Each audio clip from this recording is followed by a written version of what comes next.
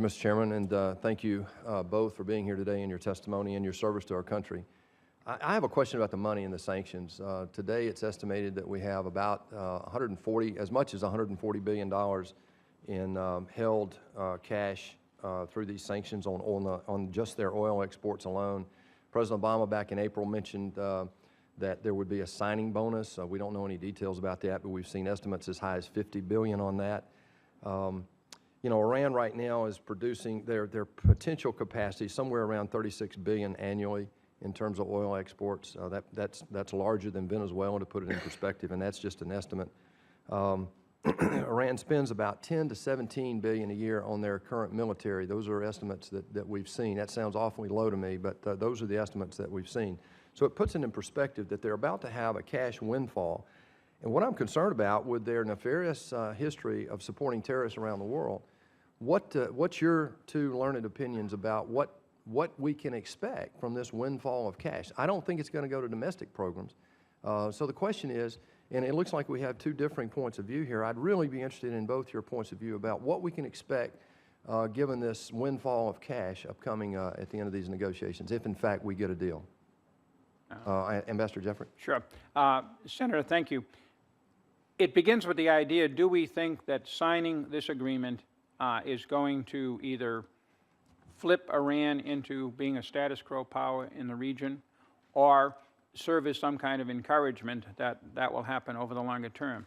I see no evidence of that, given Iran's past and given its ideological and religious role in the region and the very strong efforts it has made, not just under the current regime, but frankly under the Shah, to have a hegemonic position in the region. I think we can expect that to continue, and frankly, we've seen this around the world with other countries that have achieved regional power.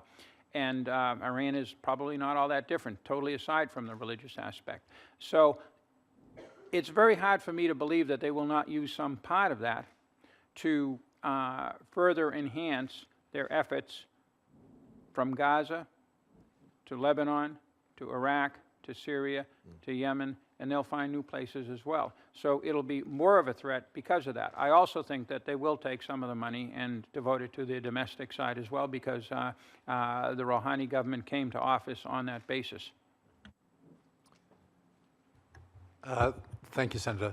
I think that we need to, first of all, bear in mind that this is a kind of inevitable cost of doing an agreement that puts meaningful curbs on Iran's nuclear program. We need to make sure that they are meaningful, that we can ensure that the Iranians don't cheat, or we detect them if they do, and that we can put the sanctions back on if they violate the agreement.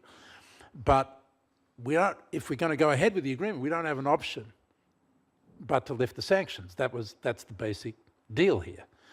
I think you're absolutely right to be concerned about the windfall and how it will be used. I think, as Jim has said, some of it will be used for the economy. There's a high expectation amongst the Iranian people that this is going to produce economic benefits, and I think the regime will want to do some of that. But they've got a lot of money to spend for other purposes. And I find it hard to believe that the Iranian Revolutionary Guard Corps and the Ministry of Intelligence, who are the main vehicles for spreading their destabilizing influence across the region, are not going to get paid off to go along with an agreement which they have made clear that they're not happy about. And it doesn't cost a lot of money to do what they've been doing.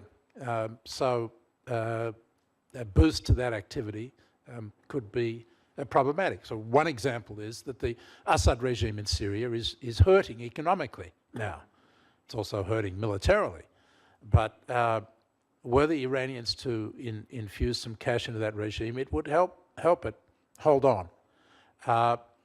And there are other ways in which it could provide funding and arms and so on to, for instance, the Shia militias in Iraq, which would tilt the balance even further in the favor of the Shia militias versus these nascent Sunni militias that are barely able to stand up.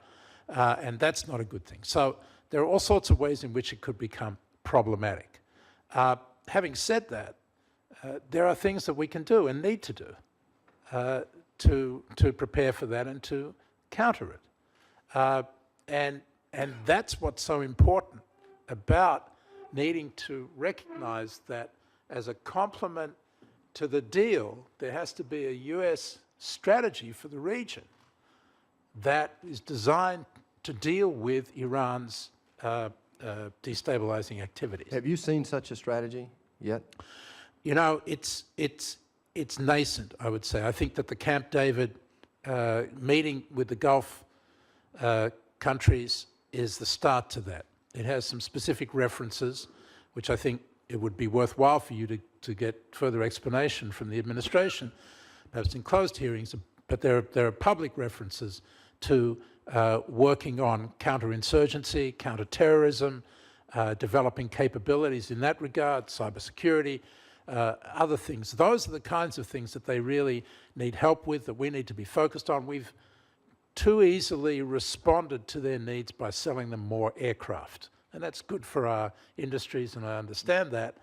But in these circumstances, as we can see in Yemen, aircraft aren't the most effective thing. We need their troops on the ground because of our own reluctance to put troops on the ground. Right, thank you. I'm sorry to interrupt, but I've only got a few seconds left. I really want to get to this question. On the S-300s, Russia just announced that they've done this deal and they're going to sell these missiles to, these are surface-to-air missile programs. Russia's used these in the Ukraine, we were told. And Russia has said, well, this is mainly a defensive weapon, but it also allows, I think, Iran to project power in the region. Ambassador Jeffrey, are you concerned about this development? Very much, Senator, for several reasons. First of all, while there's no UN resolution or requirement against that, the UN language says exercise restraint in providing weapons to Iran. The Russians just blew through that. And there is no lifting of these resolutions until the UN does so, and it hasn't yet. So that's problem number one. Problem number two is the fact that these do have a capability that is, under certain circumstances, threatening to our air power and those of some of our friends and allies. Thirdly, it sends a signal to the region that Iran has a big, and let's face it, very aggressive buddy backing it. Again, leading to what Ambassador Indyk and I have been talking about, a desire on the part of our folks in the region to say, who's backing us and how are you backing us? Thank you. Thank you, Mr. Chairman. I said I might